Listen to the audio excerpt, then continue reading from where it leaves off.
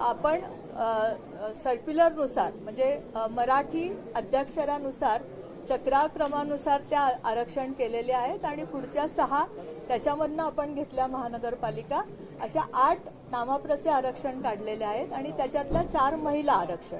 त्याचप्रमाणे उरलेल्या ज्या 17 महानगरपालिका उरल्या त्याच्यामध्ये पिंपरी चिंचवड आणि भिवंडी त्याच्यामध्ये ऑलरेडी मागच्या ह्याच्यामध्ये ओपन महिलाचं आरक्षण असल्यामुळं चिठ्ठीमध्ये ते एक्सक्लूड केलं आणि आपण त्याच्यात 15 ह्याच्यामध्ये चिठ्ठ्या काढल्या.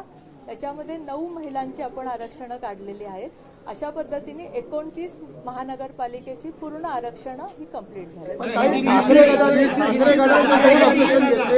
एक म्हणजे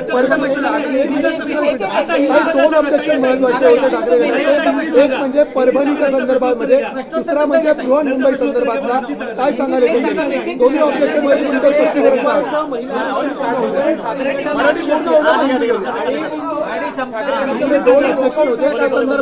सर्वप्रथम तर मी हे सांगेल की ठाकरे गटाचे आक्षेप हे कुठल्याही नियमाला धरून नव्हते.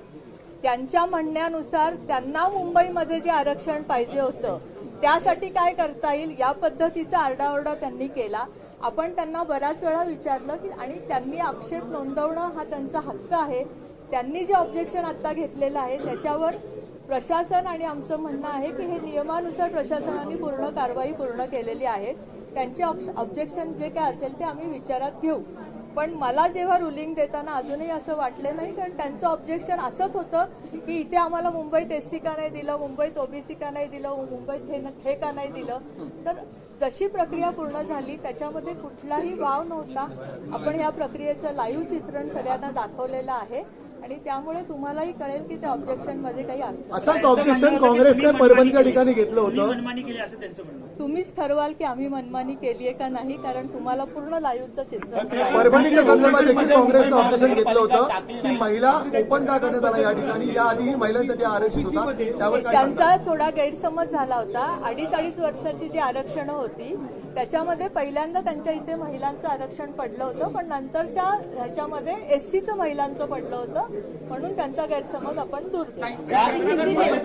ओबीसी महिला टाकलं नाही, ओबीसी मध्ये टाकलं नव्हता हा प्रामुख्याने त्यांचं ऑब्जेक्शन होतं. कारण की ओबीसी झालं नाही, दोन्ही वेळ झाले आहे ते सर्वसाधारण झाले मुंबई, अशा पद्धतीचं त्यांचं ऑब्जेक्शन आहे. त्यामुळे प्रक्रियेनुसार त्यांना प्रक्रियेमध्ये जायचं नव्हतं. त्यांचं म्हणणं होतं की हे झालं नाही ते झालं नाही, आम्हाला मुंबईला हे आरक्षण पाहिजे होतं. तर तसं होत नाही. प्रक्रिया नियमानुसार जी होते त्याच्यामध्ये जी आरक्षणं पडतात ती आपल्याला प्रक्रियेमधनं ऍक्सेप्ट हा नियम जरा सविस्तर सांगायचं. तुम्ही सुरुवातीला आज सांगितलं होता ती चक्राकार पद्धत कशा प्रकारे होती, त्याच्यामध्ये अल्फाबेटची कशा प्रकारे मांडणी केली आणि कशा प्रकारे महापालिकांची निवड करण्यात आली. जी नामाप्रची आरक्षणं होती जी आपल्याला 8 लोकसंख्येप्रमाणे आपल्याला 8 द्यायची होती.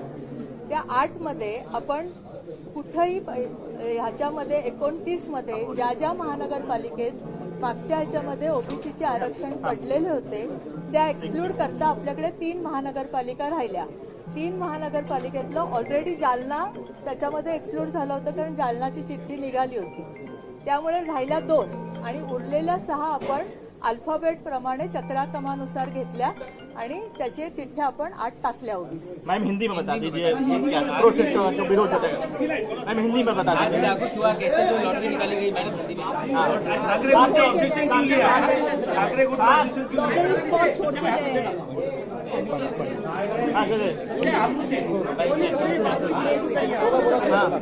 हाँ हिंदी में बताइए। हिंदी मैम आज 29 महानगरपालिका के लिए महापौर के आरक्षण की सोड़त यहाँ संपूर्ण हो गई. उसमें एक हम लोगों ने अजा का 1 आरक्षण, अजा का 3 आरक्षण, उसमें 2 महिला के आरक्षण और नामाप्र के 8 आरक्षण, उसमें महिला के 4 आरक्षण और जो खुला गट है उसमें से 17 महानगरपालिका में 9 हम लोगों ने महिला के लिए निकाले हैं. इस पद्धति से 29 आरक्षण आज कंप्लीट हो गए, उनके महापौर डिक्लेयर हो गए। जितने भी जो बड़े शहर है वहाँ पर हमने देखा कि महिला रिजर्वेशन आए हैं, तो क्या महिलाओं के हाथ में कमान होगी महापौर की एक बड़ी लाडली बात बहना। महाराष्ट्र सरकार के लिए, क्योंकि लाडली। मुंबई, नवी मुंबई, पुणे, सभी जो बड़े शहर नासिक, सब जगह महिला महापौर जो आई, इस पर आपकी प्रतिक्रिया क्या, क्योंकि आपको एक महिला मंत्री है। इसी पे ऐड भी कर रहा हूँ, यूबीटी ने आरोप लगाया कि आप लोगों को बीजेपी को फायदा पहुंचाने पूरी लॉटरी सिस्टम को यहाँ पर मैनिपुलेट किया गया। आरोप सेकंड ठीक है हाँ महिलाओं महिला मुझे बहुत आनंद अभी मैं व्यक्त कर रही हूँ, क्योंकि जो मेट्रोपॉलिटन सिटी है, जैसे पूना है, मुंबई है, नवी मुंबई, इन सब में महिला का आरक्षण महापौर का आया है। मुझे ऐसे लगता है कि महिला बहुत सक्षम तरीके से ये महानगर पालिका चलाएगी। जैसे आप देख रहे हैं कि मुझे भी अगर नगर विकास का कार्यभार मेरे पास है और एक महिला होकर भी हम लोग कर रहे हैं, क्योंकि सबको पहली चिंता रहती है कि महिला करेगी या नहीं करेगी, लेकिन महिला बहुत सक्षम तरीके से ये चलाएगी। उद्धव ठाकरे को द्वारा जैसा विरोध किया गया, यहाँ पे वॉकआउट किया गया, क्या कहेंगे आप? वो उनका हक है, और उनको ऐसा लगा कि उनके दिमाग में जो आरक्षण था मुंबई के लिए वो नहीं हुआ, इसीलिए उन्होंने वॉकआउट। मैडम सवाल ये था कि 2017 और 2019 में भी महिला ओपन कैटेगरी के लिए आरक्षण था, फिर इस बार रोटेशन पॉलिसी का पालन क्यों नहीं किया? क्यों इस बार ओबीसी, एससी या बाकी चीजों को लेने उनको दिया? हमने नियमानुसार समझाया भी कि जो रोटेशन का था, तो हमारे पास 3 ही महानगर पालिका थी और हमें आरक्षण 8 का निकालना था, इसलिए बाकी के जो आरक्षण है वो अल्फाबेट तरीके से किए गए। चूंकि मुंबई का नाम और ये नियमानुसार है, नियम है, हमने उनको नियम दिखाया है, उनके ऊपर भी उनका ऑब्जेक्शन है, तो फिर हम मैडम लोग इसका मतलब ये कि जो 5 जो नाम लेने थे ओबीसी में, वो अल्फाबेटिकल ऑर्डर में मुंबई नहीं था, इसीलिए क्या मुंबई का नाम नहीं डाला गया? वो एक खाली पद ने मुंबई का नाम डाला था ना ओबीसी। ओबीसी के लिए, तो मुंबई का नाम डालने का ये अल्फाबेटिकल ऑर्डर में आया नहीं ना, हाँ, ये बात। तो अभी रोटेशन में आ जाएगा। मैम एक और आरोप लगाया जा रहा है कि जो शुरुआत जो छोटे शहर है वहाँ पर छोटे शहर है वहाँ पर कैटेगरी जो है एससी एसटी ओबीसी कर देंगे। जो बड़े शहर है जहाँ पर बीजेपी के पास उतनी जो संभावना है, अगर कैटेगरी अगर आता तो आप लोग कि आपको नुकसान हो सकता था, उन्हें आप लोगों ने बाद में रखा और नहीं, मुझे नहीं लगता कि ऐसा कुछ है। आपने देखा है कि किसी भी कैटेगरी का आरक्षण हो, अगर वो महापौर के चेयर पे बैठता है तो बहुत अच्छी तरह से शहर चलाता है। इसीलिए तो अभी सभी आरक्षण एक्सक्लूड होके, क्योंकि हर शहर में वो आरक्षण हुआ है, ऐसा नहीं कि हुआ है, और सब चलाते हैं, उसके ऊपर ऐसा कुछ नहीं। ठाकरे गटाने असा आरोप केला की आम्ही ज्या तक्रारी केल्या किंवा आम्ही आक्षेप घेतला, तुम्ही म्हटलं की त्यानंतर तुम्ही त्याचं निवेदन द्या, पण नंतर काहीच होणार नाही जर आरक्षण निघून गेलं, असं एक त्यांचं म्हणणं आहे. कारण आता त्यांच्या आरक्षणामध्ये त्यांनी जो आक्षेप घेतला त्याच्यामध्ये मला स्वतःला आणि प्रशासनाशी मी चर्चा केली, त्याच्यामध्ये मला त्याच्यामध्ये काही तथ्य वाटलं नाही। आपण सगळे नियम त्यांना समजून सांगितले असताना सुद्धा त्या त्यांचाच मुद्दा ज्या पद्धतीने रेटत होता, त्यामुळे आपण त्यांना सांगितलं की त्यांचं ऑब्जेक्शन आपण ऑन लाईव्ह नोंदवलेलं आहे, आणि त्याच्यामध्ये निश्चितपणे तुमच्यापैकी पण खूप जण आहेत की जे सांगू शकतात की ह्याच्यामध्ये काही चूक झालंय का बरोबर। ताई, त्यांनी चिठ्ठ्यांवर देखील आक्षेप घेतला की चिठ्ठ्यांसाठी एकच कागद का वापरला झाला, कागदांची कमतरता आहे का मंत्रालयात, असाही आक्षेप घेतलेला होता।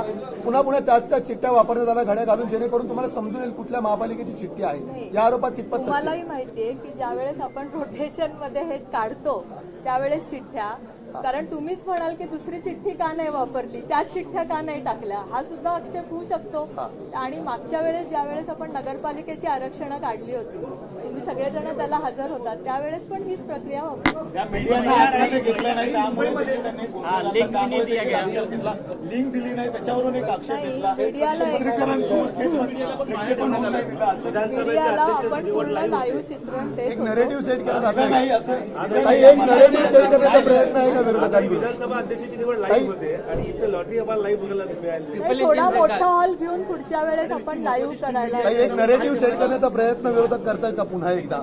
निवडणूक हरल्यानंतर आता आरक्षणाच्या सोडतीमध्ये सुद्धा एक नरेटिव्ह सेट केला जातोय का? निवडणूक हरणारे आधीपासून माहीत असतं, तेव्हापासूनच ते विचार नरेटिव्ह काय सेट करायचा हाच करतात। त्याच्या आधीपासूनच ते कसं जिंकायचं हा विचार केला असता तर निदान जास्त चांगले तरी आले असते। काही राज्यात